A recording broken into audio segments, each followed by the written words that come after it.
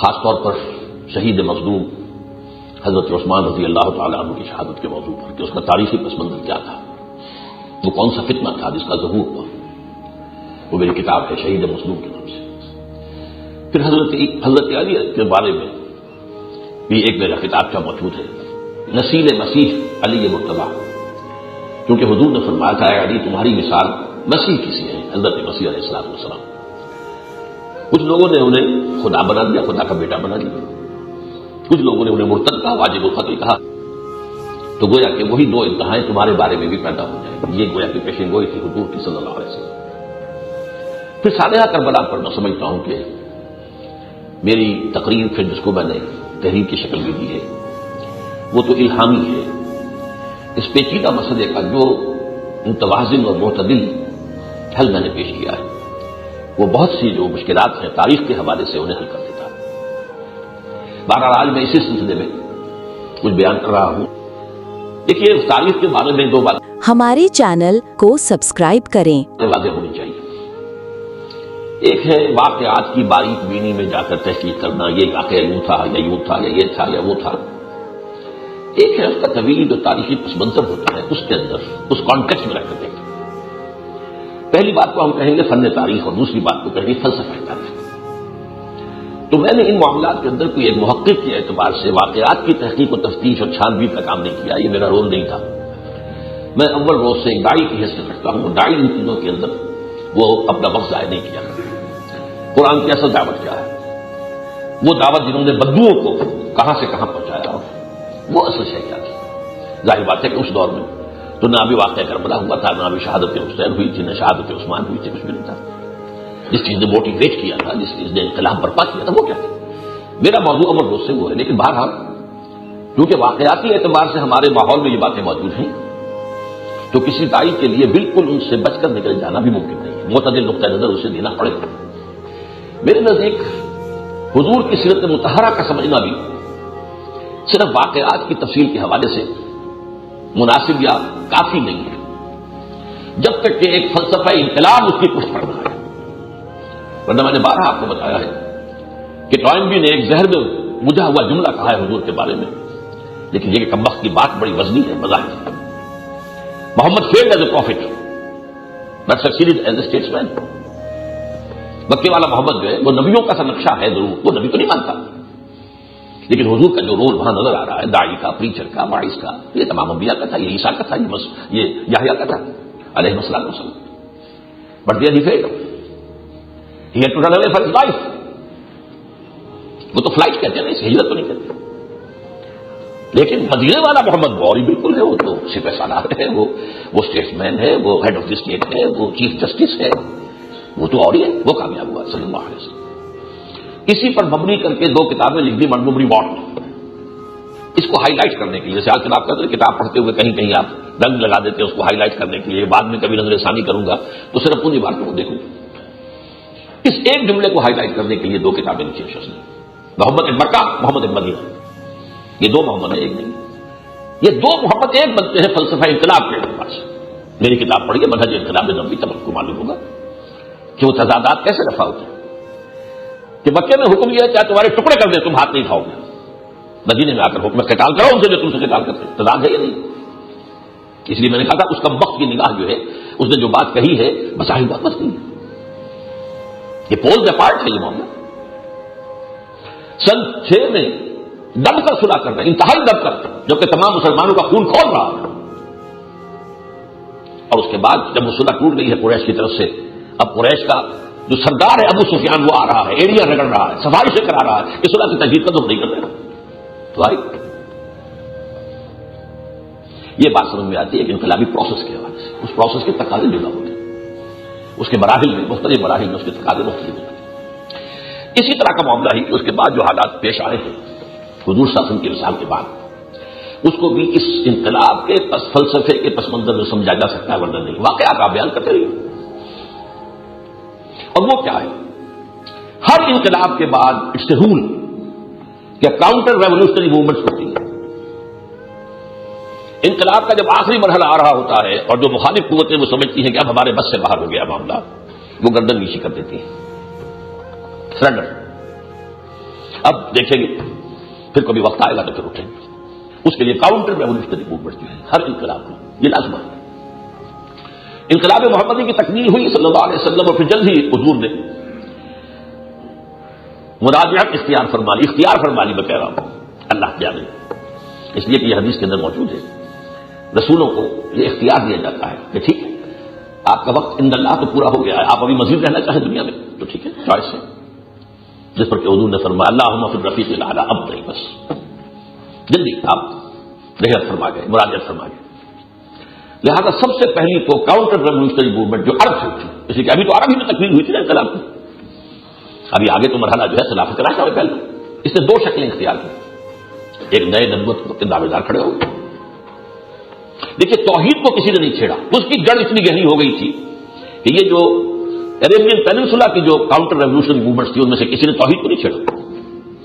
آج اس حالت میں نقل لگائی محمد بھی تو ہم جیسے انسان تھے، 2 ہاتھ 2 پاؤں 2 آنکھیں ابھی ہے. ان میں سب سے بڑا مسلمہ کذاب، یمامہ بہت بڑا اہم علاقہ ہے، بڑے جنگجو لوگ تھے ان کا سردار تھے.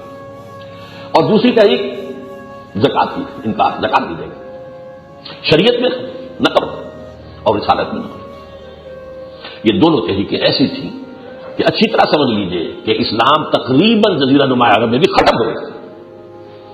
صرف حجاز تک، بڑے شہروں تک، مدینہ تک محدود ہے. پورا جزیرہ نما عرب جو داخل ہوئے تھے اسلام میں فوج وہ نکل بھی گئے فوج در.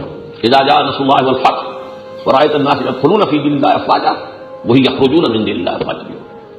حضرت ابو بکر رضی اللہ تعالی عنہ کا جو کارنامہ حیات ہے، ویسے تو ان کی ذات والا صفات اس کو انسان بیان نہیں کر سکتا، ان کا مقام و مرتبہ، لیکن ان کا کارنامہ سب سے بڑا کیا ہے. ان دونوں کاؤنٹر ریولیوشنری موومنٹس کا کلا کما کر دیا with an iron will and iron fist. حالانکہ حضرت عمر جیسی شخصیت بھی مشورہ دے رہی تھی حضرت ابو بکر کو کہ ٹھیک ہے جو نئی نبوت کے لمبردار ہیں ان کے خلاف تو جہاد کریں گے، لیکن یہ مانعین زکات کا محاذ نہ کھولیں. مسلمانوں کے دل ویسے ہی زخمی ہیں، حضور کے انتقال کے بعد مورال پر پست ہے. پھر آپ نے لشکر جو ہے اسامہ کا وہ بھی نہیں روکا، اسے بھی جانے دیا ہے. اب ہماری طاقت کہاں رہی یہاں کہ ہم یہ مانعین زکات سے بھی جنگ کر لیں. لیکن وہ آئرن ول اور آئرن فسٹ، انہوں نے کہا کوئی میرا ساتھ نہیں دے گا تو کہاں جاؤں گا، میں جنگ کروں دین میں. ایوبد الدین وعدہ ہے، کیا دین کے اندر تغیر کیا جائے گا، ترمیم و تنصیف کی جائے گی جبکہ میں زندہ ہوں؟ میرے زندہ ہوتے تو یہ نہیں ہو سکتا. بہرحال اندر سے انقلاب کے کاؤنٹر ریولیوشنری موومنٹ کو ختم کر کے اب وہ جو بھی حکمت الہی تھی حضرت ابوبکر کا کام گویا کہ پورا ہو گیا، حضرت عمر کے حوالے کیا. اب اصل ایکسپینشن جو ہوئی ہے وہ دور فاروقی میں ہوئی ہے. عراق فتح ہو رہا ہے، سلطنت روما کے ٹکڑے ہو گئے اور ایران کی دھجیاں بکھر گئی. یہ ساری چیزیں ہوئی کب ہوئی ہے؟ دور فاروقی. للی ان بلوم میں کہا کرتا ہوں اگر دیکھنا ہو کہ ان کی جو پھول پورا طرح کھلا ہوا ہے تو اسلام کا کھلا ہوا چہرہ آپ کو نظر آئے گا دور فاروقی. حضور کا دور جو ہے وہ مسلسل جد و جہد کا دور تھا، ابھی انقلابی پروسیس کا دور تھا. اس میں اس کے ثمرات ابھی پورے طور پر ظاہر نہیں ہوتے تھے. ابھی درخت جو ہے جو آم کا وہ ابھی پروان چڑھ رہا تھا. اور حضرت ابوبکر کا دور جو تھا وہ کاؤنٹر ریولیوشنری موومنٹ کو دفاع کرنے میں اور ختم کرنے میں، قلعہ کما کرنے میں گزر گیا. تو اصل میں تو پھول کھلا ہے وہ حضرت عمر کے اوپر. بہرحال اس کے بعد جو کاؤنٹر ریولیوشنری موومنٹس آئی ہیں ان کو سمجھنا چاہیے ان کا پس منظر کیا ہے. پہلی بات تو میں عرض کر چکا ہوں کہ مشرکین عرب کا معاملہ تھا جو تقریباً ختم ہو گیا حضرت ابوبکر کے زمانے میں. اب میں نے تقریباً کی 10 کا اضافہ کر دیا. اس کی وجہ کیا ہے؟ جنگ یمامہ میں بہت مسلمان شہید ہوئے، بڑی مشکل سے فتح حاصل ہوئی ہے. مسلمہ کے ساتھ بہت بڑی مشکل سے بہت جنگجو لوگ تھے اور ان کی فطرت میں جو جنگجوئی تھی اس کی وجہ سے بعد میں بھی چین سے نہیں بیٹھ رہے تھے. تو حضرت ابوبکر نے ان کو وہاں سے بے دخل کر کے اور عراق اور ایران کی سرحدوں پر آباد کر دیا تاکہ ان کے اندر جو جنگجوئی ہے وہ کفر کے خلاف استعمال ہو. وہاں جہاد ہو رہا تھا، یہ ان کا گڑھ بن گیا. اسی علاقے میں پھر حضرت عمر رضی اللہ تعالیٰ عنہ چھاؤنیاں بنائی کوفہ اور بصرہ کی. اب ظاہر بات ہے کہ مدینہ تو بہت دور ہے اور یہ جو سرحدیں ہیں ایران کی اور ادھر سے عراق کی بہت فاصلہ ہے، تو وہاں پہ چھاؤنیاں بنائی. اس سے یہ کہ یہ قبیلے وہاں پر اور مستحکم ہو گئے. حضرت علی نے اپنا دارالخلافہ منتقل کر دیا کوفے. وہی بات کہ سلطنت تو پھیل رہی ہے ادھر، اب اس کو کنٹرول کرنے کے لیے دارالخلافہ اتنے فاصلے پر. تو یہ ایک گروہ جو ہے یہ باقی رہا تھا اور باقی ادوار میں بھی یہ مختلف اوقات میں مختلف فتنوں کے اندر اپنی وہ جو ایک ہوتی ہے نا انسان کی سرشت نہیں بدلتی. حضور کی ایک حدیث میں آپ کو سنا چکا ہوں بارہا کہ اگر تم سے کہا جائے کہ کوہ احد پہاڑ اپنی جگہ سے ہل گیا ہے تو مان لینا کہ شاید ہل گیا ہو. اگر سمجھو کو کہا جائے کہ فلاں انسان کی سرشت بدل گئی ہے تو کبھی نہ بدل. سرشت نہیں بدل. اس کی تفصیل میں بارہ بیان کرتے ہوں اس سے مراد کیا ہے، لیکن اس پر موقع نہیں اس کو. تو ان کی سرشت کے اندر جو تھا معاملہ وہی تھا جس کے نتیجے میں یہ پھر بہت بڑے فتنے کا مرکز بنا. یہ میں بعد میں کروں. اب اس کے علاوہ جو اگریوڈ پارٹیز تھیں وہ اور کون تھیں، ان کو اسلام نے زخم پہنچایا. یہودیت، ٹکراؤ بھی ہوا، جنگیں بھی ہوئیں، جزیرہ دبئی عرب سے خارج بھی کر دیے گئے، یہودی مذہب کی نفی کی گئی مطلق. تو سب سے زیادہ اگریوڈ پارٹی خاتمہ تو ان کا نہیں ہوا، لیکن یہودیت جو ہے صرف عرب میں تو نہیں تھی. یہودیت جو ہے وہ تو پھیلی ہوئی تھی، مڈل ایسٹ کے اندر بھی تھی اور اندر بھی تھی، یورپ میں بھی تھی. ڈائسپورا کی وجہ سے یہ اس کی ظاہر بات ہے کہ 170 عیسوی میں جو ان کو نکالا گیا تھا تو اسی وجہ سے اسی لیے تو یہاں آ گئے تھے. یہاں ان کا کیا کام تھا؟ مدینہ منورہ کا کام تھا ان کا. بہرحال اس سے یہودیت ختم تو نہیں ہوئی، لیکن یہ کہ بہت زیادہ زخم خوردہ. دوسرا مقابلہ مذہبی سطح پر تھا عیسائیوں سے، لیکن عیسائیوں سے کوئی ڈائریکٹ کنفرنٹریشن حضور کی زندگی میں نہیں ہوئی، بلکہ عیسائیوں کا رول کچھ ہمدردانہ رہا مسلمانوں کے ساتھ. چنانچہ آپ کو معلوم ہے نجاشی ڈینوس مذہبی سینئر حبشہ کے بادشاہ عیسائی تھے جنہوں نے پناہ کی مسلمانوں. حالانکہ ایک بڑا وفد گیا تھا قریش کا عمرو بن العاص کی قیادت میں، یہ ہمارے بگوڑے میں انہیں واپس کرو، لیکن نہیں. حضرت جعفر طیار نے عین دربار کے اندر سورہ مریم کی آیات پڑھی ہے اور وہ نجاشی موم ہو گیا کہ یہ واقعتاً جو عیسیٰ کی حقیقت بیان ہوئی ہے ان آیات میں، عیسیٰ حقیقتاً اس سے ایک دن کا برابر جنم ہے. دن کا اٹھا کر اس نے کہا. اسی طریقے سے ہرقل کے پاس جب آپ کا نانا مبارک پہنچا تھا وہ مسلمان ہونا چاہتا تھا. وہ چاہتا تھا کہ 300 برس پہلے کی تاریخ دہرائی جائے جب کانسٹنٹائن ایمپرر آف روما وہ عیسائی ہو گیا تھا. جب عیسائی ہوا پوری سلطنت عیسائی ہوئی. عیسائیت کو عروج اس کے بعد حاصل ہوا 300 عیسوی کے اندر. وہ چاہتا تھا میں مسلمان ہو جاؤں، پہچان لیا تھا حضور کو، لیکن اس کے درباری اور اس کے سپہ سالار اس منظر جو تھا وہ ہم تفصیل میں نہیں جا سکتا، وہ واقعی مجھے بیان کر دیا. سیرت میں پڑھی پوری لمبی تفصیل وہ موجود ہے، حدیث موجود ہے. وہ رہ گیا، سلطنت کی بیڑیاں پاؤں میں پڑی رہ گئی، لہذا اسلام سے محروم رہ گیا. لیکن کوئی اس نے اقدام نہیں کیا. تو عیسائیت کی طرف سے بھی اس طرح کا کوئی کاؤنٹر ریولیوشنری موومنٹ کا معاملہ نہیں آیا. چوتھا معاملہ تھا ایران کا. ایران کی دھجیاں ہونے ختم ہو گئی.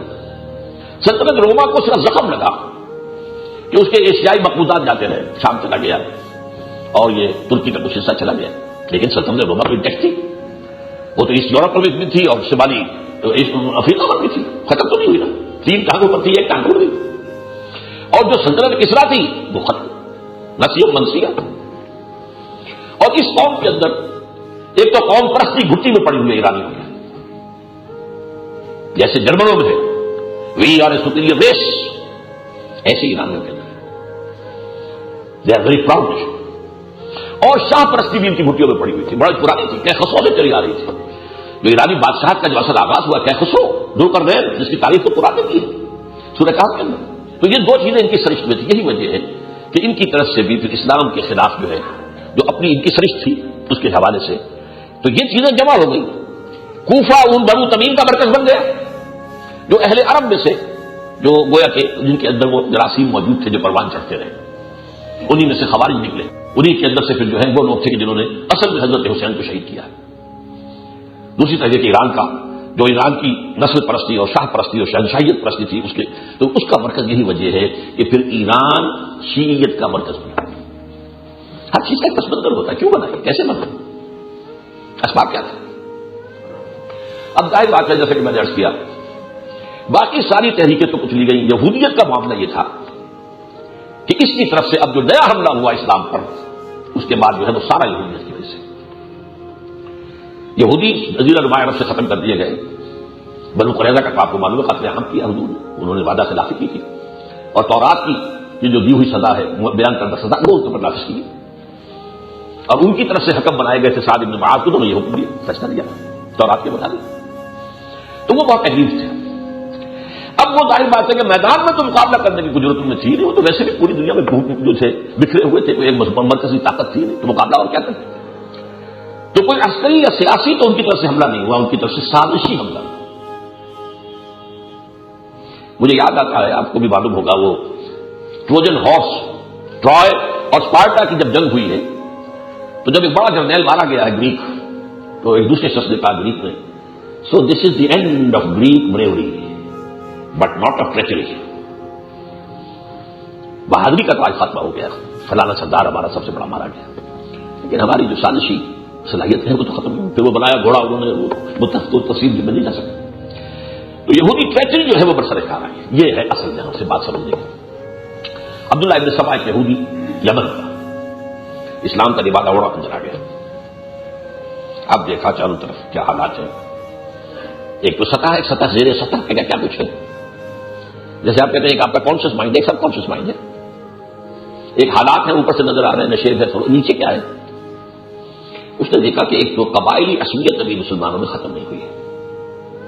قریش، بنو امیہ، بنو ہاشم، چشمہ پرانی ہے اس کے اندر کہیں نہ کہیں موجود ہے. اور یہ دیکھیے اتفاق کہ پہلے دونوں خلیفہ نہ قرشی تھے، نہ بنو امیہ میں سے قرشی تو تھے، نہ بنو امیہ میں سے، نہ بنو ہاشم میں سے. ابو بکر بنو تیم میں سے، عمر بنو عدی میں سے. اب حضرت عثمان تھے، یہ بنو امیہ میں سے تھے. اب اسے موقع ملا بنو ہاشم کی عصبیت کو جگہ دے کر. یہ کون آ گیا بنو امیہ کا آدمی، یہ کیسے ہو گیا بنو ہاشم؟ خلافت کا حقدار اول روز سے علی، یہ سب، یا ابو بکر بھی غاصب، عمر بھی غاصب، عثمان بھی غاصب. اس انتہا تک گیا وہ کہ علی تو خدا کا اوتار ہے، خدا ہے. ایک طرف توحید میں اسے زد لگائی ہے، اور دوسری طرف یہ کہ یہ ایک عصبیت، اور تیسری طرف ایک ماسٹر مائنڈ کی طرح انہوں نے پروپیگنڈا کی مہم چلائی جو حضرت عثمان اور ان کے جو عاملین تھے ان کے خلاف کردار کشی کی مہم. اور دیکھیے جو انتہائی ذہانت، جینیس تو ہے یہ قوم، اس میں تو کچھ شک ہی نہیں ہے. کتنے بڑے بڑے سائنسدان انہوں نے پیدا کیے ہیں، بڑے بڑے فلسفی انہوں نے پیدا کیے ہیں. ذہین قوم تو ہے، اللہ نے بھی کچھ دیکھ کر آخر انہیں چنا تھا کبھی. فضل اللہ علی العالمین. تو وہ جو ان کا جینیس ہے، ایول جینیس، وہ مروع کر رہا ہے کہ مدینے کے اندر تو یہاں کہانیاں بیان کرو، یہ معاویہ کیا کر رہا ہے وہاں پر، اس نے کیا کیا ہے، اس نے دولت لوٹ لی ہے تو یہ کیا ہے، اور وہ مصر کا گورنر کیا کر رہا ہے، عمر بن العاص فلاں کا کیا کر رہا ہے، عمرو بن صاحب، ان سب کے خلاف پروپیگنڈا ہو رہا ہے. اور وہاں ہوگا ایک دوسرے کے خلاف پروپیگنڈا، اور حضرت عثمان کے خلاف پروپیگنڈا. یہ تو اقربا پروری ہو رہی ہے. یہ جو ہے بیت المال کو ذاتی خزانہ بنا لیا گیا ہے، رشتہ داروں کو بڑے بڑے حاکم بنا دیا گیا ہے، وغیرہ وغیرہ. اب اس کا توڑ کیسے ہو؟ نہ مینز آف کمیونیکیشن ہے. اطلاع بھی شام سے مدینے تک آئے تو 2 ہفتے لگ جائیں، شاید ویسے سے آئے تو اتنا وقت لگ جائے، اور کوئی ایسا معاملہ اٹھا دے یہاں پر. لہذا یہ طوفان کی طرح بن اٹھا. اور یہاں وہ فتنۃ الکبریٰ قائم ہوا، جسے کہ ایک بڑی کتاب ہے الفتنۃ الکبریٰ، عظیم ترین فتنہ تاریخ انسان کی. لوگ کھڑے ہو گئے حضرت عثمان سے کہ تم استعفیٰ دو، چھوڑو کرا. حضرت عثمان نے کہا کیسے، کیا وجہ، یہ کیا تم نے، یہ کیا تم نے، یہ کیا. سب کا جواب دے رہے ہیں وہ قتل نہیں کیا، تم جھوٹ بول رہے. حضرت علی مسجد میں آ گئے کیونکہ حضرت عثمان کو انہوں نے قید کر دیا تھا گھر کے اندر. حضرت علی مسجد میں، حضرت عثمان نہیں آ سکتے تھے مسجد نبوی کے اندر. انہوں نے ایک ایک اعتراض کا جواب دیا حضرت عثمان کی طرف سے، جھوٹ کر رہے، ورز کر رہے. لیکن وہ کوئی ماننے والے تو نہیں تھے جسے فتنہ ہی برپا کرنا ہو. نتیجہ کیا نکلا؟ حضرت عثمان اڑے ہوئے ہیں. یہ بہت بڑی اہم بات ہے کہ جب تک یہ مجھے قتل نہ کر دیں میں تمہیں اجازت نہیں دے سکتا کہ ان کے خلاف جنگ کروں. اس لیے کلمہ گو ہے، میں کیا کروں. ان کا سارا میرے خلاف ہے نا، اسلام کے خلاف تو انہوں نے کوئی بات کہی نہیں، تو میں کیسے ان کے خلاف کوئی اپنی جان بچانے کے لیے. اور جو کلمہ گو مسلمان ہیں ان کی خورے نہیں کروں، نہ کلاؤ. حضرت معاویہ شام سے پے بپے خطوط بھیج رہے ہیں، آپ ہمیں اجازت دیجیے ہم آ کر ان کا کلا کما کر دیں، چند ہزار یہ بلوائی ہے. عمرو بن العاص مصر سے کہہ رہے ہیں، خود مدینے میں بیٹھے حضرت علی کہہ رہے ہیں، حضرت طلحہ کہہ رہے ہیں، حضرت زبیر کہہ رہے ہیں. اچھا مبشرہ میں سے آپ اجازت دیجیے ہم ان کا ختم کریں. اب یہ ایک بڑا سا سوال ہے، کوشچن، ایک کوشچن سائن آف انٹروگیشن. لیکن یہ کہ اس میں تفصیل میں نہیں جاؤں گا، وہی میرا کتاب کا مظلوم شہید مظلوم اس کا مطابق ہے. بہرحال حضرت عثمان شہید کر دیے رضی اللہ تعالیٰ، جبکہ دروازے پر حسنین رضی اللہ تعالیٰ عنہما پہرے دار کے طور پر کھڑے تھے. حضرت علی نے دروازے پر اپنے دونوں بیٹوں کو کھڑا کر دیا تاکہ پہلے انہیں کو قتل کرنے کو اندر جائے. وہ پچھواڑے سے آئے ہیں دوسرے مکان کے اوپر سے چھت میں، اور انہوں نے دیکھیے یہ وہ فتنہ ہے جو یوں سمجھیے یہ پس منظر ہے واقعہ کربلا اور حضرت حسین کی شخصیت اور یزید کی شخصیت جو ہے اس کے پس منظر ہے. اس کے بعد ایک بہت اچھی بات یہ ہوئی، یہی خوارج پھر میں نے آپ کو بتایا تھا، وہ بنو تمیم کے قبائل جو حضرت معاویہ کے خلاف تو حضرت علی کی جنگ میں تھے، فوج میں تھے، بعد میں وہ ان سے علیحدہ ہوئے، ناراض ہوئے، اور انہی میں سے ایک نے حضرت علی کو شہید کر دیا، چوتھے خلیفہ یہی لوگ تھے۔ لیکن بہت اچھی بات یہ ہوئی کہ حضرت حسن نے صلح کر لی امیر معاویہ سے، ان کے حق میں دستبردار ہوئے، مسالت ہو گئی۔ حضور نے فرمایا بھی تھا میرا یہ بیٹا جو ہے یہ مسلمانوں کے 2 گروہوں میں صلح کرائے گا، رضی اللہ عنہ۔ بہت متحمل مزاج، بہت متحمل مزاج۔ اس کے بعد 20 سال گزرے ہیں، نوٹ کیجئے، امیر معاویہ کی خلافت کہیں، حکومت کہیں، عمارت کہیں۔ ہم خلافت راشدہ میں اس دور کو نہیں سمجھتے۔ خلافت راشدہ یا حضرت علی پر ختم یا حضرت حسن پر ختم۔ 30 برس جو حدیث میں آئے وہ بنتے ہی تب ہے جبکہ حضرت حسن کے بھی 6 مہینے شامل کیے جائیں۔ امیر معاویہ کا دور جو ہے وہ خلافت راشدہ میں، لیکن حکومت راشدہ میں شامل ہے۔ امن ہی امن، سکون ہی سکون، چین ہی چین، کوئی اختلاف نہیں، کوئی جھگڑا نہیں، کوئی خونریزی نہیں۔ 20 برس، باقی ہمارے جو خلفاء اربعہ کے ملا کر 30 برس بنتے ہیں، 4 کے بلکہ 5 کے۔ اور اس میں جو ہے وہ دوبارہ وہ جو قافلہ رک گیا تھا کہ فتوحات کا دائرہ، کیونکہ انٹرنل اسٹرائک حضرت علی کا پورا دور تو باہمی خانہ جنگیت میں ادھر ہو گیا۔ Not a single inch of land was added to the Islamic territories. تو بھابھی جب ہو رہی 1 لاکھ آدمی تو مر گئے ایک دوسرے کی تلواروں سے، عشرہ مبشرہ شہید ہو گئے 2، طلحہ اور زبیر۔ پھر حضرت علی کی شہادت پر معاملہ ختم ہوا۔ اس لیے پھر جو ہے شروع جو ہوا دوبارہ ہوتا ہے زیادہ پیما پھر کارواں ہمارا وہ حضرت معاویہ کے دور میں، لیکن ظاہر بات ہے کہ اب اس کے اندر وہ وگر نہیں تھی جو دور صحابہ میں تھی۔ اس نے یہ زخم بہت کاری تھا جس نے جو دلوں کو جو ہے مردہ کیا ہے، اور بہت سی چیزیں جو ہے وہ فسادات کی شکل کے اندر پیدا ہوئی ہیں، وہ اتنی آسانی سے ختم نہیں ہوتی۔ وہ ضعف جو تھی کہاں وہ دور فاروقی اور دور عثمانی کا بھی ابتدائی دور جو ہے، حضرت عثمان کے 12 سال ہے خلافت میں، جن میں سے کم از کم 8 برس تو بالکل اسی شان کے جیسے کہ حضرت عمر کی۔ آخری سالوں میں فتنہ ہوا، اختلافات ہوئے۔ بہرحال اس کے بعد یہ ہوا، ایک صحابہ میں سے ایک بزرگ شخصیت تھے مغیرہ ابن شعبہ، انہوں نے حضرت امیر معاویہ کو یہ مشورہ دیا کہ آپ اپنی زندگی ہی میں اپنے جانشین کا فیصلہ کر دیں، ورنہ ایسا نہ ہو کہ پھر خانہ جنگی شروع ہو جائے۔ اس لیے کہ حضور کے کبار صحابہ تو سب دنیا سے رخصت ہو چکے، اب تو یا تو وہ جو صغار تھے اس میں چھوٹے تھے بچے تھے وہ ہیں، یا جو بعد میں ایمان لائے وہ ہیں۔ تو خانہ جنگی ہماری جو 1 لاکھ جانے پہلے دے چکی ہے، اب بھی اگر کسی مضبوط قبیلے کی پشت پناہی نہ ہوئی حکومت کو تو خانہ جنگی رہے گی۔ امیر معاویہ کی بات یہ سمجھ میں آ گئی، انہوں نے یزید کے لیے ولی عہدی کی بیعت لے لی، سب نے بیعت کر لی سوائے 5 افراد، 5 تھے بہت اہم۔ حضرت ابو بکر کا بیٹا عبد الرحمن ابن ابی بکر، حضرت عمر کا بیٹا عبداللہ ابن عمر، حضرت عباس کا بیٹا عبداللہ ابن عباس، حضرت زبیر کا بیٹا عبداللہ ابن زبیر، حضرت علی کا بیٹا حضرت حسین۔ حضرت حسن کا انتقال ہو چکا تھا۔ امیر معاویہ نے جہاں تک میرا مطالعہ ہے سختی نہیں کی، ٹھیک ہے کوئی بات نہیں، ابھی تو ولی عہدی کی بیعت ہے نا، جب وہ اصل وقت آئے گا وہ ذمہ داری سنبھالنے کا عمارت کی تو پھر دیکھا جائے گا۔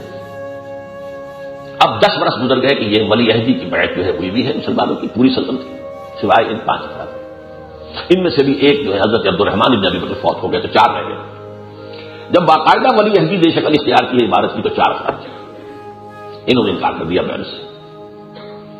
لیکن بعد میں اب جب یزید کی حکومت کی طرف سے طاقت کے استعمال کا جو مظاہرہ ہوا کہ اب کر دیا جائے گا، تو یہ تقسیم ہو گئے 2 جمع 2 میں، 2 ایک طرف 2 ایک طرف۔ ان 4 میں سے جو کبار تھے، اکبر تھے، بڑے تھے، عبداللہ ابن عباس، عبداللہ ابن عمر، ان دونوں کی رائے یہ ہوئی کہ اگر یہ کام غلط ہوا ہے لیکن ایسا نہیں ہے کہ اس کی وجہ سے خانہ جنگی شروع کر دی جائے، لہٰذا انہوں نے بیٹھ کر لی۔ مصلحت امت انہوں نے پیش نظر رکھی، جیسے مصلحت امت امیر معاویہ نے پیش نظر رکھی تھی، مغیرہ ابن شعبہ کا مشورہ مان کر۔ 2 تھے یہ نوجوان تھے، حسین ابن علی، عبداللہ ابن زبیر، تو نہیں nothing but we have to resist۔ ان میں سے اختلاف اب کیا ہو گیا، عبداللہ ابن زبیر نے کہا کہ دیکھو ہمیں یہی حجاز میں رہتے ہوئے مقابلہ کرنا چاہیے، یہ گڑھ ہے۔ ادھر سے کوفے سے خطوط پر خطوط آ رہے تھے حضرت حسین کو، وہی بنو تمیم کے وہ جو جنگجو قسم کے، سرکش قسم کے قبائل وہاں آباد تھے جو اسلام کے اندر اس طرح کی جو ہے امن اور چین انہیں کھلتا تھا، کچھ نہ کچھ ہوتے رہنا چاہیے. انہوں نے وہاں کوفہ ان کا گڑھ تھا، انہوں نے شہید کیا حضرت عثمان کو، اور وہی جو ہے اب حضرت حسین کے پاس خطوط پر خطوط بھیج رہے آئیے آپ. اور وہاں حضرت مسلم بن عقیل کو حضرت حسین نے بھیجا اپنے چچاداد بھائی کو، ان کے ہاتھ میں 12,000 افراد نے بیعت خلافت کر لی. ادھر سے خط آ گیا، اب آپ چل پڑے. عبداللہ ابن زبیر کی رائے نہیں مانی آپ نے، اور حضرت عبداللہ ابن عباس، عبداللہ ابن عمر روکتے رہے آخری وقت تک. عباس تو حضرت حسین کے نانا کے درجے میں ہے، کیا حضور کے چچاداد بھائی نہیں ہیں؟ چچاداد بھائی ہیں حضرت حضور کے. روکتے رہے. حضرت حسین کے اور بھی بہت قریبی رشتے دار محمد ابن حنفیہ حضرت علی کا بیٹا ہے، جو حضرت فاطمہ سے نہیں ہے، اس لیے وہ سادات میں شمار نہیں ہوتے. لیکن آپ اپنے ہاتھ دیکھیں علوی فلاں علوی، مولانا سعید الرحمان علوی، یہ علوی کون ہے؟ یہ محمد ابن حنفیہ کے بیٹے ہیں، تو حضرت علی کے ساتھ تو نسبت ہے ان کی. لیکن چونکہ حضرت فاطمہ کے وطن سے نہیں ہے لہٰذا سادات میں نہیں ہے، علوی لوگ وہ ہیں. وہ روکتے رہے. خدا کے لیے کیا کر رہے ہیں؟ حسین بن جاؤ، ان کوفیوں پر اعتماد نہ کرو. بس یہ کہ اس کے بعد میں سمجھیے کہ اللہ تعالیٰ کی طرف سے وہ مقدر معاملہ تھا. اب تفاصیل تو آپ میرے کتابیں میں پڑھیں گے، بعد میں کیا کیا واقعات پیش آئے. راستے ہی میں سے اطلاع آ گئی کہ وہاں تو عبید اللہ ابن زیاد گورنر بن کر آیا، اس نے جو پھر تشدد کیا تو سارے کوفی پھر گئے، سب نے بیعت توڑ دی، سب نے عبید اللہ ابن زیاد کے ہاتھ پر یزید کی بیعت کر لی، مسلم بن عقیل کو قتل کر دیا. لا اللہ. حضرت حسین واپس آنے کا سوچا تو مسلم بن عقیل کے بیٹے آڑے آ گئے کہ اب تو جب تک ہم اپنے باپ کے خون کر کے سانس نہیں دینے گے واپسی کا کیا سوال ہے. وہ ایک عرب شخصیت جو ہوتی ہے اس کے اندر جو لہٰذا اپنی مروت میں حضرت حسین نے کہا ٹھیک ہے. یہ لمبی بات ہے. آگے جا کر جو ایک واقعہ بہت ہی کنٹروورشیل ہے وہ یہ ہے کہ جب عبید اللہ ابن زیاد کی فوجیں آ گئی تو حضرت حسین ابن علی رضی اللہ تعالیٰ عنہما نے کہا کہ 3 آپشنز میں آپ کے سامنے رکھتا ہوں.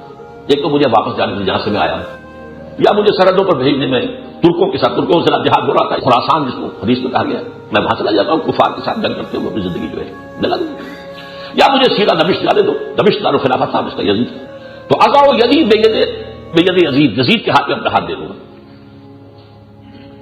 نتھنگ بھائی یہاں بیٹھ کرو یہ حضرت حسین نے قبول نہیں کیا. انہوں نے لا کے فوجیوں کے سامنے ان خطوں کے تھیلے رکھ دیے اور ایک ایک کا نام فلاں ابن فلاں، کیا یہ تمہارا خط نہیں ہے جو تم نے مجھے بلایا؟ اے فلاں یہ سب کوفی تھے نا. عبید اللہ ابن زیاد کی فوج کون کوفی تھی. وہ جو بوری بھری ہوئی تھی خطوں کی وہ جب دکھائی ہے اب ان کی جان پر بن گئی کہ اب اگر انہیں جانے دیتے ہیں تو ہماری جو غداری تھی یزید سے اس کا پول کھل جائے گا. تو وہ یزید تو پھر ہماری جو شامل بلائے گا کہ ہم نے بلایا تھا حسین، لہٰذا یہیں پر ختم کرو ان کو. اور اسی لیے خیموں میں آگ لگائی گئی تاکہ یہ جو ایویڈنس تھا یہ ختم ہو. بڑا ظاہر بات ہے خواتین کی کوئی بے حرمتی نہیں کی گئی. حضرت حسین کے بیٹے علی بن حسین زین العابدین وہ بیمار تھے، جنگ میں حصہ نہیں لے سکے تھے، ان کی کوئی ان کے اوپر نہیں کیا کہ اب یہ قتل کر دو یا معاذ اللہ ثم معاذ اللہ یہ جو اب جو ہے خواتین یہ گویا کہ مال غنیمت میں سے روڈیاں بنا لو، معاذ اللہ ثم معاذ اللہ. نہیں ایسا نہیں. بہرحال یہ ہے اصل پس منظر معاملے کا تاریخ کا. حادثہ بہت ہی سمجھیے تکلیف تھے تاریخ انسانی، ابھی تک وہ بلیڈ کر رہا ہے. وہ جو یہودی سازش جو ہے وہ ابھی تک بلیڈ کروا رہی ہے مسلمانوں، کیونکہ یہ فرقے 2 بن گئے تھے اس وقت، شیعان علی شیعان عثمان. شیعان علی میں یہ سب لوگ تھے اور ان میں وہ خوارج جو بعد میں بن گئے وہ بھی تھے، جنہوں نے قتل کیا حضرت علی کو وہ بھی تھے. اور شیعان عثمان وہ تھے جو حضرت علی سے مطالبہ کر رہے تھے کہ پہلے آپ عثمان کے قاتلوں کو سزا دیں پھر ہم آپ کے ہاتھ پر بیٹھ کریں گے. یہ ایک علیحدہ مسئلہ ہے کہ ان دونوں گروہوں میں سے کس کا موقف جو ہے وہ برحق تھا. حضرت علی کہہ رہے تھے کہ میرے ہاتھ پر بیعت کرو، مجھے تقویت پہنچاؤ تو میں ان سے نپٹوں. میرے نزدیک دونوں انتہائی نیک، انتہائی مخلص، انتہائی ظاہر باتیں حضور کے بارے صحابہ میں سے ہیں. ہم ان میں سے کسی کی نیت پر کوئی حملہ نہیں کر سکتے. باہر صورت حال ایسی بنا دی گئی تھی کہ گویا کہ انسان جو ہے حالات کے اندر مقید ہو کر رہ جائے. اس لیے کہ حضرت علی کا گرد گھیرا ہے انہیں کوفیوں کا، جو بیعت کرے گا ادھر سے ہو کے گزرے گا نا پہلے گردن مار دیں گے، اس کی پہنچنے نہیں دیں گے حضرت علی تک. صورت حال کتنی پیچیدہ تھی. باہر اس درحد پاس اب میں آ رہا ہوں آپ کے سامنے کہ واقعہ کربلا اور شخصیت حضرت حسین رضی اللہ تعالیٰ عنہ اور شخصیت یزید یہ one of the most controversial issues of Muslim history.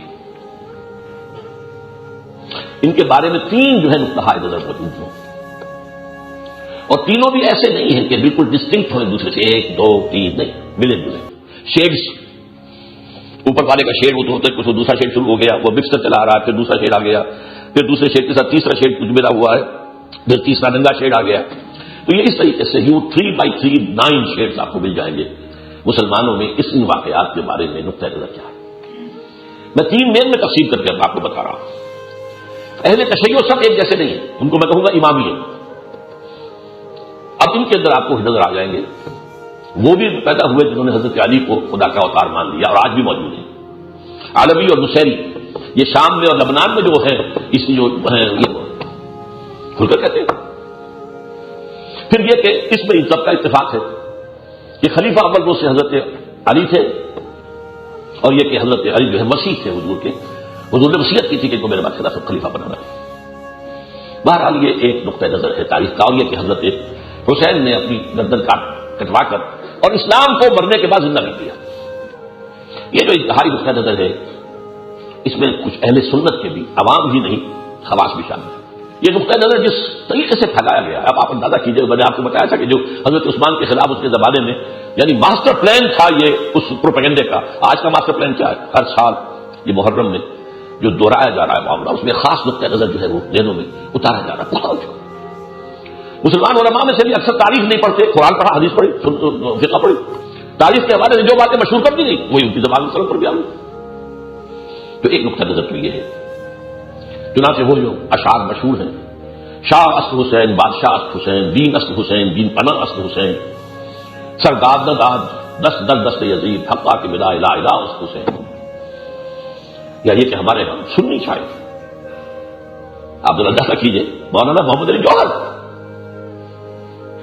قتل حسین اصل میں مرگ یزید ہے، اسلام زندہ ہوتا ہے کربلا کے بعد. کوئی ان سے پوچھے اسلام مرا کب، کون سی تاریخ ہے اس کی ڈیٹ آف ڈیتھ؟ اسلام مرا نہیں تھا، اسلام میں کبھی ایک آ رہی تھی. میں پہلے کہتا رہا ہوں 6 منزلہ عمارت کی 5 منزل گر گئی تھی. اوپر ریاست کا نظام جو تھا، خلافت کا شورائی کہ مسلمانوں میں سے انتخاب کے ذریعے سے جو بہترین ہو، متقی ہو، عالم ہو، کچھ نہ یہ کہ جس کے پیچھے قوت ہو، جس کی لاٹھی ہو بحث، اس کی بحث ہی نہیں. یہ کمی آ رہی تھی. وہ کمی تو حضرت حسین کی شہادت کے بعد بھی برقرار رہی. 1000 برس تاریخ کوئی چلیے، جس کی لاٹھی اس کی بحث. بنو امیہ کی لاٹھی تھی، انہوں نے سنبھالا، اس کے بعد بنو عباس کی لاٹھی آئی، انہوں نے سنبھالا. تو ظاہر بات ہے کہ وہ خلافت راشدہ کا نظام دوبارہ دنیا میں آج تک تو آیا نہیں. 2-2.5 عرصے کے لیے، وہ بھی بنو امیہ کے دور میں عمر عبد العزیز رحمۃ اللہ علیہ کے ذریعے سے آیا، باقی تو نہیں، بادشاہ آئی. لیکن یہ انتہا پسندی جو ہے یہ ہمارے ہاں بھی، عوام تو اصل میں یزید کا نام پلید کے بغیر لینا چاہتے، اس کی شخصیت کے بارے میں اس تصور نے یہ دیا ہے کہ وہ زانی تھا، شرابی تھا، اور اس موسیقی کا رسیا تھا، اور یہ تھا، اور کتوں سے کھیلتا تھا، فلاں کرتا تھا، فاسق تھا، فاجر تھا. اور یہ کہ وہ جو ہے اصل ذمہ دار ہے قتل حسین رضی اللہ تعالیٰ. تو ایک نقطۂ نظر تو یہ ہے. دوسرا نقطۂ نظر اس کے بالکل برعکس ہے. بہت کم بڑے محققین میں سے کوئی تاریخ کے جو ہیں وہ لوگ، یا جو اس معاملے کے اندر کوئی بہت جو ہے گہرائی میں جاتے، ان کا ایک نقطۂ نظر ہے. میں اس سے متفق نہیں ہوئی، میری اتفاق نہ سمجھیے. میں یہ کہہ رہا ہوں عوام میں نہیں ہے. یہ عوام میں اہل سنت میں یہ نقطۂ نظر موجود نہیں ہے. لیکن اہل سنت کا ایک ایکسٹریم جو ہے فلینک، الٹرا رائٹس جیسے آپ کہتے ہیں، الٹرا لیفٹسٹ، ان میں ایک نقطۂ نظر یہ ہے کہ یہ تو اصل میں ایک پاور اسٹرگل تھی. تو معاملہ جو ہے یہ در حقیقت جو ہے جس طرح دنیا کے اندر اقتدار کی جنگیں ہوتی ہیں، حضرت حسین یہ سمجھ رہے تھے کہ بنو ہاشم کا حق ہے. وہی جو کہ آپ کے عبداللہ ابن سبا نے جو بات پھیلائی تھی، بنو ہاشم تو ہمارا حق، ہمیں ملنا چاہیے، یہ بنو امیہ کہاں سے آئے. یہ ایک نقطۂ نظر ہے ناصبین کا. ہمارے دور میں ایک شخص نے اس پر بہت سی زوردار کتابیں لکھی تھی، محمود احمد عباسی. وہ گویا کہ اس دور کے ناصبین کے سرداروں میں سے تھے. ان کی کتاب جب چھپی ہے، یہ کوئی 60s کی بات ہے غالباً یا 50s کی، خلافت معاویہ و یزید. اس نے یہ کیا کہ تاریخ ہی کے اوراق میں سے ایسی پکچر نکال دی جو اہل تشیع کے دی ہوئی پکچر سے بالکل برعکس. اس کی وجہ کیا ہے؟ تاریخ نے تمام نقطہ نظر کو جمع کیا ہے. مورخ کا کام تو یہ ہے کہ یہ بھی کہا گیا، یہ بھی کہا گیا، فلاں کا یہ تھا، فلاں کا یہ تھا، فلاں کا یہ موقف تھا، فلاں کا یہ موقف تھا. اب حدیث میں تو یہ کیا گیا ہے کہ تمام روایتوں کی چھان پھٹک کی گئی، چھان بین کی گئی. تاریخ کی روایتوں میں چھان پھٹک ہوئی نہیں، انہوں نے جمع کر دیا سارا گند جو بھی تھا. لہذا اب تاریخ کی کتابوں سے آپ نقشہ لائیں گے تو ایک انتہا کا بھی نکلتا ہے، دوسری انتہا کا بھی نکلتا ہے. تو میں نے جب یہ کتابیں پڑھی تھی تو میں نے یہ مانا تھا، میں نے اس کی رائے سے اتفاق نہیں کیا، لیکن یہ میں نے مانا تھا کہ یہ اس نے کام کیا ہے کہ تاریخ کے حوالے سے یہ مواد نکال کر گویا کہ دوسری انتہا جو ہے اس کی بجائے اب انسان کے لیے ممکن ہے کہ درمیانی پوزیشن میں آ جائے، ایک یہ انتہا یہ ہے درمیان، اس میں اللہ تعالیٰ نے مجھے قائم کیا ہے۔ اہل سنت کے اکثر علماء قائم، چنانچہ میں واقعی بتا دیتا ہوں، مولانا اصلاحی صاحب کے زمانے میں وہ نصاب میں نکال رہا تھا، سرپرستی مولانا اصلاحی صاحب کی تھی، میں نے انہیں بھی پڑھوائی وہ کتابیں، انہوں نے نہیں پڑھی تھی، اور انہوں نے پھر باقاعدہ ایک معافی نامہ لکھا کہ میں چونکہ تاریخ کا طالب علم نہیں رہا، میں قرآن اور حدیث اس پر بلکہ زیادہ زور تو قرآن ہی پر ہے، حدیث سے بھی کمی تھا، تو میں چونکہ تاریخ کا طالب علم نہیں تھا، لہذا تاریخ کے بارے میں جو باتیں عام لوگوں کی زبانوں پر آ گئی تھی، قلم سے آ گئی تھی، کچھ اہل قلم کے ہاتھوں بھی، وہی میری زبان پر بھی آ گئی اور میری زبان سے نکلتی رہیں یا میرے قلم سے، اب میں ان تمام باتوں سے توبہ کرتا ہوں جو حضرت عثمان پر تنقید کے ضمن میں یا امیر معاویہ پر یا عمر بن العاص رضی اللہ تعالیٰ عنہ پر جو بھی میری قلم سے یا زبان سے ایسی باتیں نکلی، میں ان سے متعین ہوتا ہوں۔ یہ چھاپا میں نے باقاعدہ، یہ اقرار نامہ ان کا میثاق ہے۔ بہرحال ناصبیوں کا قول یہ ہے جو میں نے پہلے بیان کیا تھا کہ اصل میں حضرت حسین کی شہادت کی ذمہ دار یزید نہیں ہے، بلکہ عبید اللہ ابن زیاد کہیں یا اصل میں وہ کوفی تھے جنہوں نے کہ وہ خطوط لکھ کر حضرت حسین کو بلایا تھا، اور اب وہ مرتد ہو گئے تھے گویا کہ اپنی توبہ اپنی بیعت کے توڑ کر، ومن کو صفائی دماغن کو سوال نفسی بیعت کا معاملہ کیا، اور اب ان کا خطرہ تھا کہ اگر حضرت حسین پہنچ گئے یزید تک تو وہی معاملہ ہو جائے گا جیسے حضرت حسن کا ہوا تھا ابھی معاویہ کے ساتھ، تو صلح ہو جائے گی۔ حضرت حسن نے صلح کر کے ابھی معاویہ کے ہاتھ میں دستبرداری کی تھی، چنانچہ یہ الفاظ آتے ہیں روایت کے اندر، اذا یدی بیدی، میں اس کے ہاتھ میں اپنا ہاتھ دے دوں گا، اب اس کے بعد چاہے بیعت کر لوں گا یا یہ کہ اس کے ساتھ کوئی معاملہ طے کر لوں گا، جو بھی ہوگا، یہ دونوں مفہوم ہو سکتی ہے۔ اسی طریقے سے ناصبیوں کے نزدیک یزید نہ زانی تھا، نہ شرابی تھا، نہ اس کا نصیحت تھا موسیقی کا وغیرہ کچھ نہیں تھا، ٹھیک ٹھاک ایک مسلمان تھا۔ ہاں ٹھیک ہے، اس درجے کا جو خلفائے راشدین پہلے سے وہ ان کے درجے کا تو کون مل سکتا تھا انسان، یہی ہے جس کے بارے میں سب سے پہلا لشکر جو حملہ آور ہوگا مدینہ القیصر پر، حضور نے فرمایا وہ ان کی مغفرت ہو گئی، اور پہلا لشکر کیا ہے امیر معاویہ رضی اللہ تعالیٰ عنہ کے عہد خلافت میں یزید کی سرکردگی، ناصبی اس کو لے کر آتے۔ تو یہ دو انتہائی نقطہ نظر ہے، اہل تشیع میں بھی پھر انتہا، وہ الوہیت والا معاملہ جو ہے وہ اہل تشیع کا جو وہاں سے نصیریوں وغیرہ کا ہے وہ نہیں تو کم سے کم ذہنوں کے اندر بیٹھا ہوا ہے۔ غالب جیسا شخص کہتا ہے مشغول حق ہوں بندگی بوتراب میں، بوتراب حضرت علی کی کنیت ہے حضور کی عطا کرنا، کہ میں ان کی بندگی کر رہا ہوں، ان کی عبادت کر رہا ہوں، اصل میں ان کی نہیں اللہ کی کر رہا ہوں،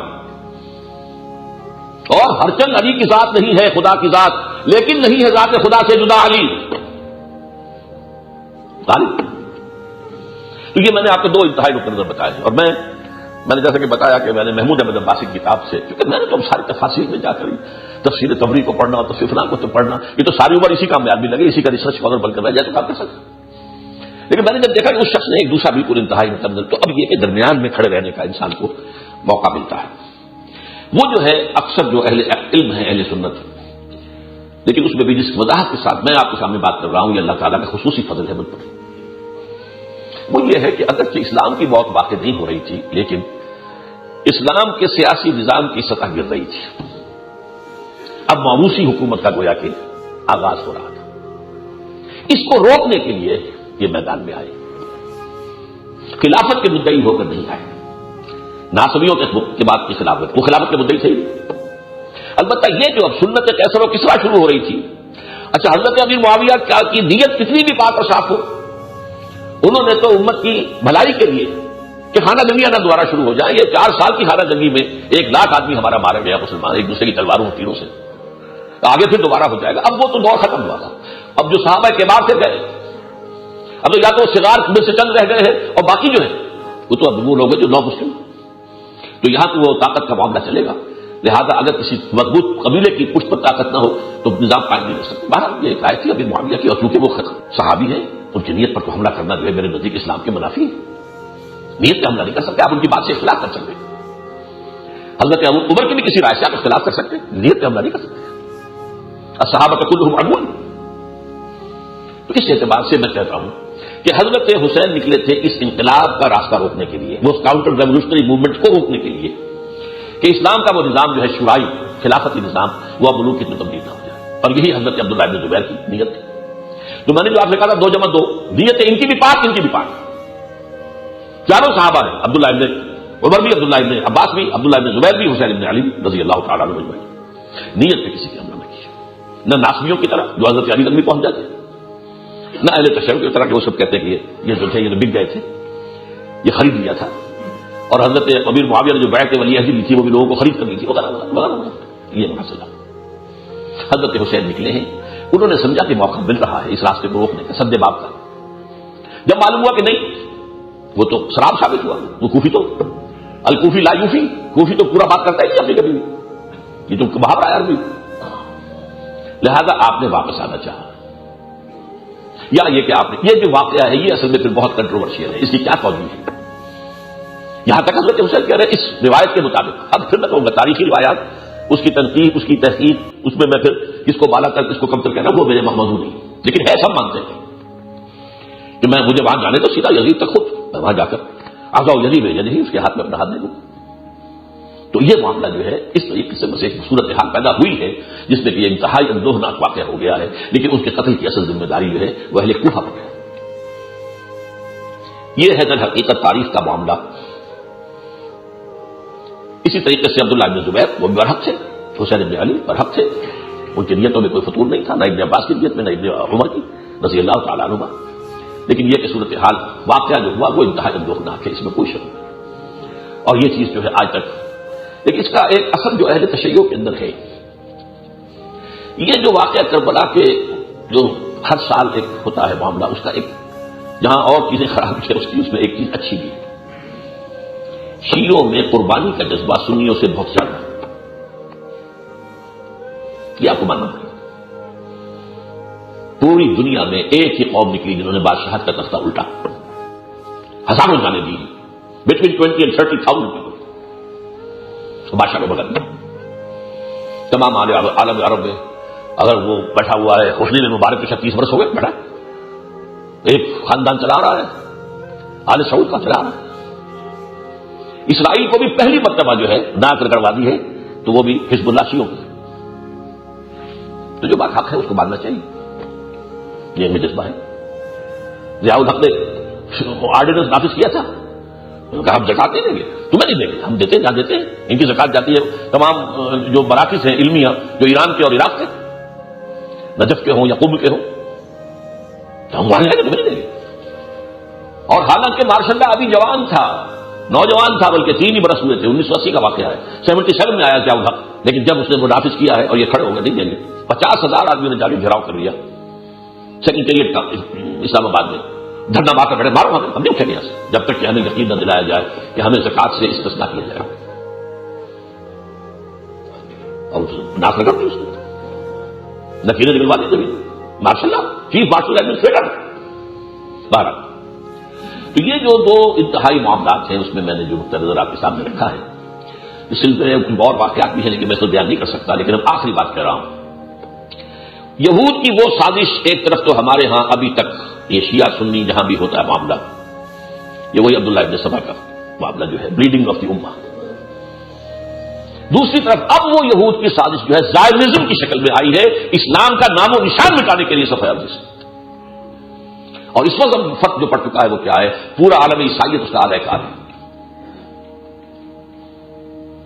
پوری طرح سے. اور یہ معاملہ جو ہے اس کے جو حالات و واقعات پیش آنے والے ہیں جن کا ابھی آپ تصور بھی نہیں کر سکتے. الملحمۃ العظمیٰ کے بعد، آرمگڈون کے بعد بھی کچھ حالات پیش آنے والے ہیں اس یہودی سازش میں. بہرحال یہ ہے اس کا پس منظر. میں نے جو چند کتابوں کا ذکر کیا ہے اس کا دوبارہ آپ سے ذکر کر دوں، جن میں سے ایک ہے سامنے کربلا، ایک شہید مظلوم، ایک وسیلہ عیسیٰ.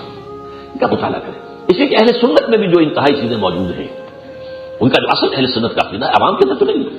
ایک طرف وہ اہل تشیع کی انتہا اور ایک طرف ناصبیت کی انتہا. ان دونوں میں درمیانی موقف اللہ تعالیٰ نے جو بیان کرنے کی توفیق دی ہے. بہت سے علماء کے ہیں لیکن یہ کہ اس کلیئرٹی کے ساتھ میرے علم میں نہیں ہے کہ کوئی بات واضح ہوئی ہو کہ اصل مسئلہ کیا تھا.